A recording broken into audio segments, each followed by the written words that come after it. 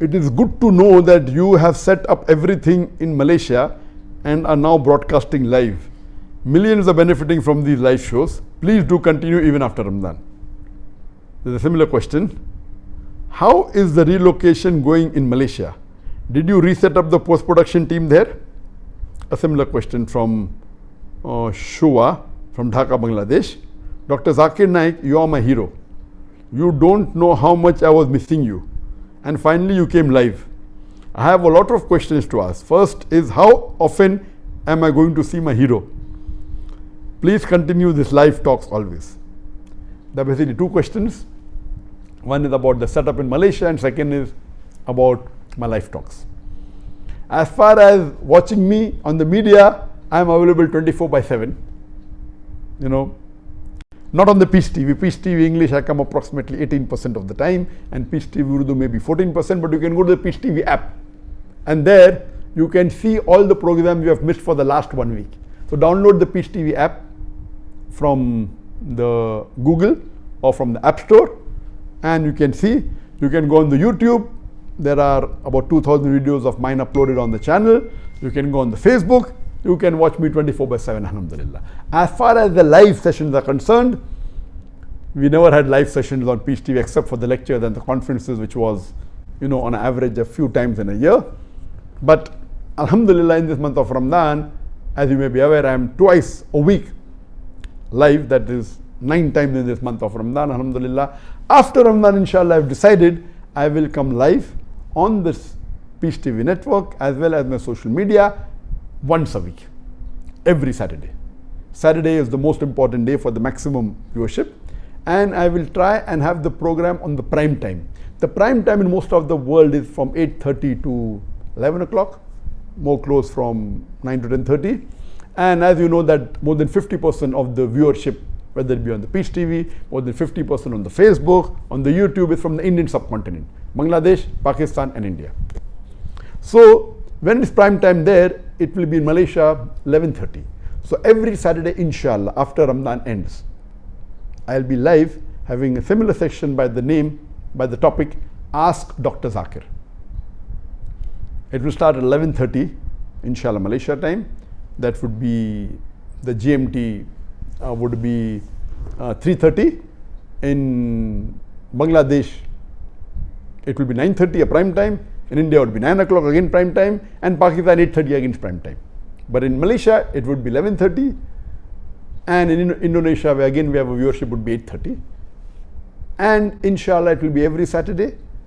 Maybe few times in a year, due to my busy schedule, we may have to avoid the live session. But inshallah, if Allah will, we'll continue throughout the year. Every Saturday, GMT 3:30 for 1.5 hours, Ask Dr. Zakir. And this would only contain question answer session. It will not have a talk in the start. It will have a question answer session exclusively, mainly questions asked on comparative religion, question asked by non-Muslims, question asked on science, on other aspects, on logical questions which the non-Muslims attack Islam with, so that the Muslims can continue doing their dawah and propagation. Regarding the second part of the question, that how did I set up in Malaysia and I've relocated and maybe now everything is set up and we have a big team here. Let me tell you that in Malaysia at present, I have only 2 full-time paid employees. As far as this setup is concerned, I am the director, I am the DOP, director of photography, I am the cameraman, I am the light man, I am the setting man. It is Allah subhanahu wa ta'ala who is helping me. And lastly, I am also the speaker. How we set up? I asked one of the staff to sit here and I go behind. And believe me, we have got no professional equipment. You'll be shocked to know that this program I'm recording is with my iPhone 11 Max Pro. The only equipment I purchased is the stand for my iPhone, which costs less than $50 and the microphone, which costs less than $25. That's it. There was a time a few years back in 2015 and 16, we had the best equipment of the world. We had 8K cameras, 4K cameras, film cameras. Each camera costing about $250,000, more than $1 million ringgit. More than approximately 2 crore Indian rupees and 4 crore Pakistan rupees, one camera. And we had 18 cameras, all of it now is in custody of the NIA of India. They confiscated all the camera, which what is the camera got to do with the allegations against me? But this is how they want to stop the activity, but Allah has His ways. Alhamdulillah, I am recording with an iPhone, with this microphone of less than $25 and the stand of less than $50 US. There is no professional person. Alhamdulillah, Allah has given me the passion for which I am involved in many technical aspects, and I was also involved as the technical head of the Peace TV, Alhamdulillah. And I'm using that knowledge with no professional equipment, with home lighting. You can see that there are no shadows. That's very important. You may have the best camera in the world, but the lighting is poor, it will be atrocious. Here we have an iPhone. And all this, it is home. These plants are from home. This chair is from home. The curtain is home. There is no studio. And while I was doing recording with one of the satellites, they said, MashaAllah, your setting is better than the studio. I don't agree it's better, but it is good, Alhamdulillah. And you cannot compare with the recording of Peace TV. That was par excellence. We had the best equipment in the world. But yet, this recording, Alhamdulillah, is better than most of the recording done for the Islamic programs world over. I have been to many studios of Islamic channels and Islamic organizations. Alhamdulillah, summa alhamdulillah, with all the limitations we have, yet mashallah, it's better than most. It's not the best. And what do? I ask my one staff, I ask him to sit on this chair. I go behind the camera, I do the setting, we do the lighting, and then see how much is the headspace on top. And then afterwards I come here, he only presses the button.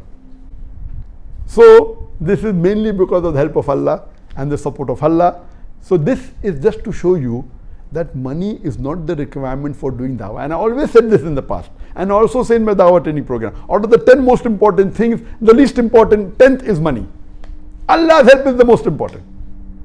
And in Bombay, we had the largest private dawah organization in the world, more than 500 full-time paid employees only in Bombay. Outside Bombay, in India, another 100. I was outside India, another many. So total about 650 people. Bombay alone, we had more than 500 employees, and now I have only 2, less than 0.5%. Yet we are continuing our dawah. I have got additional 2 staff on the social media overseas, and maybe 5 staff for the Peace TV network technically uplinking. That's it. And yet we are continuing our dawah. We are reaching, mashallah, tens of millions, and we are increasing by Allah's help. So main thing required is Allah's help. We started our organization with $100 per month budget. $80, per month budget. With a $1,000 a year. And in a span of next several years, it became the largest and the biggest private dawah organization, alhamdulillah. So it's mainly Allah's help. And I believe that the help of Allah is increasing every day. The difficulties are there, but Allah has blessed me so much.